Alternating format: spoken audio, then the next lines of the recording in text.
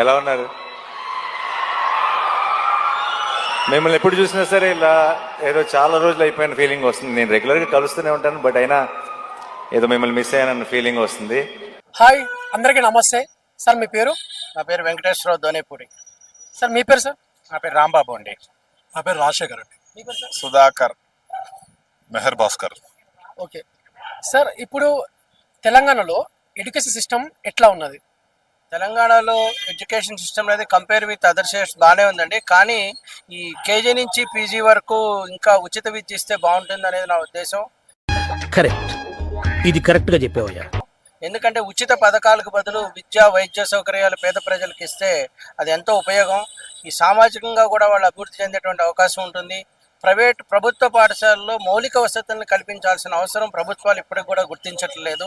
ఆ విషయంలో ముఖ్యమంత్రి గారు కానీ విద్యాశాఖ మంత్రి గారు ఖచ్చితంగా చర్యలు తీసుకోవాలని నేను కోరుకుంటున్నాను. సార్, ఇప్పుడు తెలంగాణలో ప్రభుత్వ పాఠశాలలు ఉంటాయి కదా, సో నార్మల్గా టోటల్ కలిపి ఒక 25,000 స్కూల్స్ ఉన్నాయి సార్. సో అందులో దాదాపు అంటే ఒక 20,000 స్కూల్స్ దాకా మూతపడిపోతున్నాయి ఊర్లలో.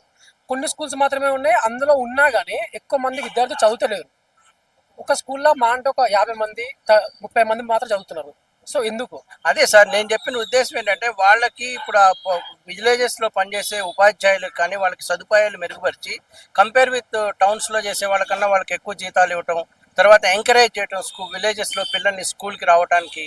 అక్కడ మౌలిక వసతులు సరిగ్గా లేకపోవడంతో పట్టణాలకు వచ్చి ఫీజులు ఎక్కువ ఉన్నా కూడా ప్రైవేట్ కళాశాలలో చదవడం జరుగుతుంది.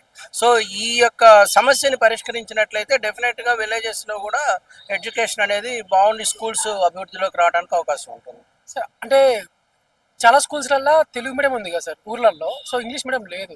సో అందరూ ఎక్కువ ప్రైవేట్ స్కూల్స్కి పోతున్నారు. సో అది కూడా ఒక రీజన్ అంటారా? ఖచ్చితంగా అండి. ఎందుకంటే ఇంగ్లీష్ మన మాతృభాష ఎంత ముఖ్యమో ఇవాళ ఇంగ్లీష్ అంత ముఖ్యం. ఎందుకంటే ప్రపంచం అనేది గ్లోబలైజేషన్లో ఇప్పుడు ఒక మొబైల్ మొత్తం ప్రపంచం మొత్తం మనకు చేతిలో ఉన్నట్టే మొబైల్ ఉంటే. సో ఇంగ్లీష్ రాకపోతే మనం విదేశాలకు వెళ్ళి రేపు ఏమని మాట్లాడతాం, ఏం చేస్తాం, డెవలప్మెంట్ ఎట్లా ఉంటుంది? ఖచ్చితంగా మాతృభాషతో పాటు ఇంగ్లీష్ కూడా నేర్చుకోవాల్సినటువంటి అవసరం ఉన్నదని నా ఉద్దేశం.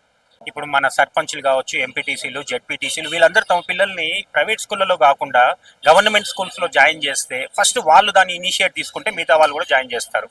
గవర్నమెంట్ ఎంప్లాయీస్ అందరు గవర్నమెంట్ జాబ్స్ కోరుకుంటారు కానీ తమ పిల్లల్ని గవర్నమెంట్ స్కూళ్ళలో చదివించాలని అనుకోరు. కాబట్టి గవర్నమెంట్ జాబ్ చేస్తున్న ప్రతి ఒక్కరూ తమ పిల్లల్ని కంపల్సరీ ప్రభుత్వ విద్యా సంస్థల్లో జాయిన్ చేస్తే, ఇంత ముందుకు మా ఫ్రెండ్ చెప్పినట్టుగా గవర్నమెంట్ స్కూల్స్లో మౌలిక సదుపాయాలు కల్పిస్తే ఖచ్చితంగా ఆ స్కూల్స్లో జాయిన్ అవుతారు. ప్లస్ ఇంగ్లీష్ యొక్క అవసరం కూడా ఉంది. ఇంగ్లీష్ ప్రభుత్వ పాఠశాలల్లో ఈ రీసెంట్గా స్టార్ట్ చేసినప్పటికీ దాన్ని ఇంకా టీచర్లు సరిపడా కొరత ఉండడం వల్ల అది ఇంప్లిమెంట్ చేయలేకపోతున్నారు. కాదండి ప్రజలు కోరుకునేది లక్షల కోట్లు, కొన్ని ప్రాజెక్టులు, ఇంత బియ్యం, ఇంత కరెంట్. ఇది కాదండి, మార్పు కోరుకుంటున్నారు. వ్యవస్థలో మార్పు, విధానాల్లో మార్పు, రాజకీయాల్లో మార్పు.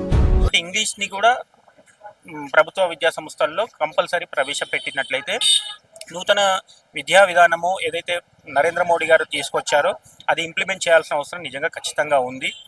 ఇంకొకటి ఏమవుతుందంటే సోషల్ మీడియా ప్రభావము పిల్లల మీద ఎక్కువగా ఉండడం వల్ల టీచర్లు అంటే గౌరవ భావము అవి లేకుండా పోతున్నాయి.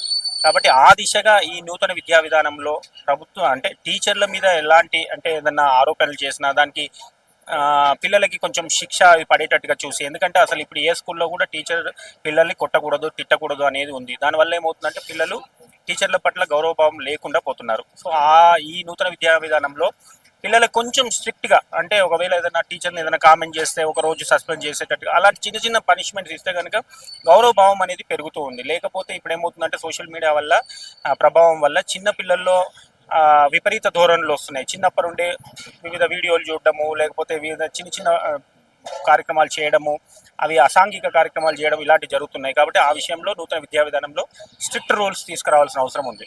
సార్, ఇప్పుడు ప్రతి ఒక్కరు చదువుకుంటున్నారు, కాకపోతే జాబ్స్ లేవు అంటున్నారు చాలా మంది. ఎవరిని అదే అంటున్నారు. అంటే జాబ్స్ లేవా, లేకపోతే విద్యార్థులకి స్కిల్స్ లేవా?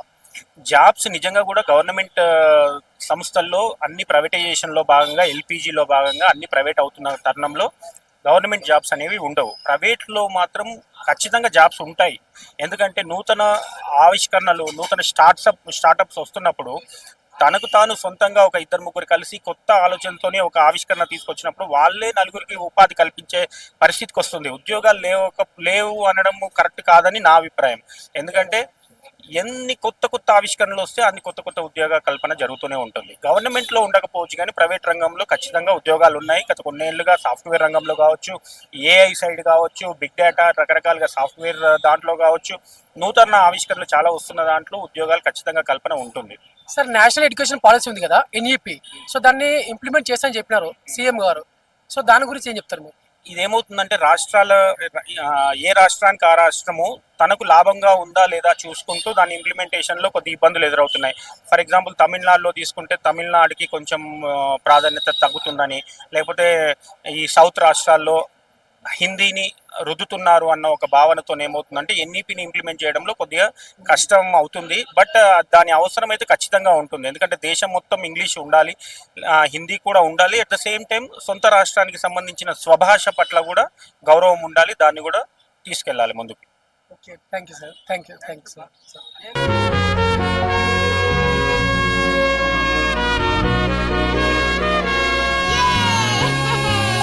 To be frank, it is worst. Why it is worst? We don't have any government colleges, government schools. We don't have. Most of the schools we have in Telangana or in India, we have all private schools that belongs to all businessmen, politicians, all big parties. Why they are charging too much money in the schools? From a small salary person, how he will survive with his children to give the education to the students, to his children, and how he will survive having 2 or 3 children, giving a very good education, giving them food, each and everything, medical, everything. So it is very difficult for the people, those who are poor, and day by day rich people, they are becoming more and more rich. Poor people, day by day, they are going back. After the education also, most of the people, they are not getting jobs. This is the main concern about the education. After some people, somehow they will bear to give the education to the children. After that also, they are not getting proper jobs. Sir, in our Telangana, total 25,000 government schools are there. So, but nowadays only 2,000 schools are running. Remaining 23,000 schools are closed. Yes. Only 2,000 schools are active now. So why? Because first I told you the same thing. All the government, what the Indian government want, all the government school colleges has to get closed so that they can give the permission to the rich people to open a very beautiful school or college to give a very good education.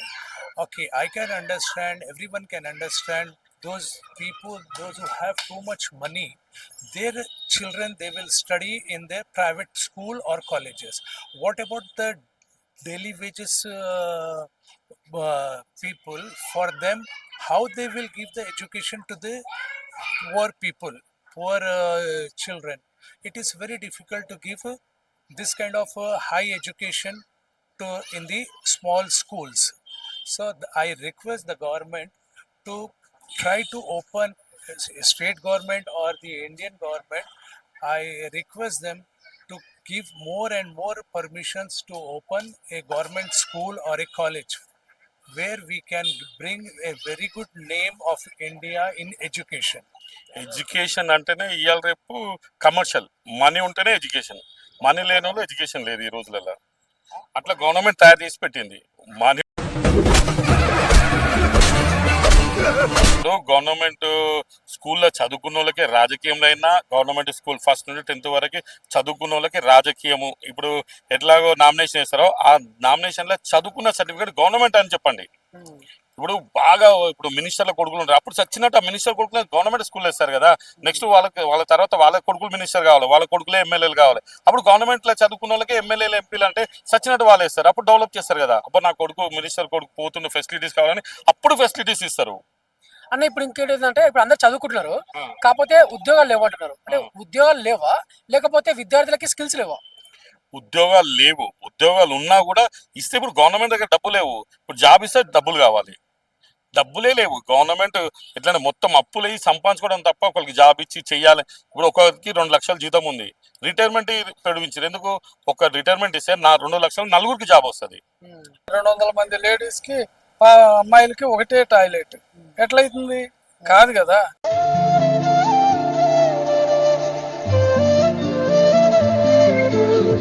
అట్లనే higher స్టడీస్కి వచ్చేవరకు intermediate vocational కోర్సులు ఉండాలి. అసలు విద్యా వ్యవస్థ ఒక student ఎల్కేజీలో చేరుతుంది, first class 5th వరకు ఓకే, 5th నుంచి చేరుతున్నాడంటే వాడు గోల్ ఏముండాలి అనేది డిసైడ్ చేయాలి. డాక్టర్ అవుతాడా, ఏమవుతాడు, వాళ్ళని అడిగి వాళ్ళ నాలెడ్జ్ని బట్టి వాళ్ళు చేసుకోవడానికి ఏమేమి ఉన్నాయి ఏంటనేది ఒక రకమైన అవగాహన కలెక్టింగ్ చేయాలి. అదే మీకు ఇంటర్మీడియట్కి వచ్చేవరకు అందరూ ఏం చేస్తారు, 10th కాగానే ఎంపీసీ బైపీసీ ఆ రెండు తప్ప ఇంకోటి ఏం లేవు. కరెక్ట్. కానీ అలా కాదు, అప్పటికి వాడికి అవగాహన రావాలి. నేను సిఈసి పోతా, లేదు ఒక బిఎం పొలిటికల్ సైన్స్ చదువుతా, లేదు నేను ఐఏఎస్కి వెళ్తా, సిఐ అవుతా. ఈ రకమైన అవగాహన ఇంటర్మీడియట్లో కలగజేసేట్టు ఉండాలి గవర్నమెంట్. అల్లుడు ఏం మర్చిపోలేదు కదా? నువ్వే మర్చిపోయావు. నేనేం మర్చిపోయాను అల్లుడు? ప్యాంట్ వేసుకోవడం. ఓ సారీ అల్లుడు, నువ్వు బయలుదేరుతున్నావు కంగారులో ప్యాక్ చేసుకోవడం మర్చిపోయాను.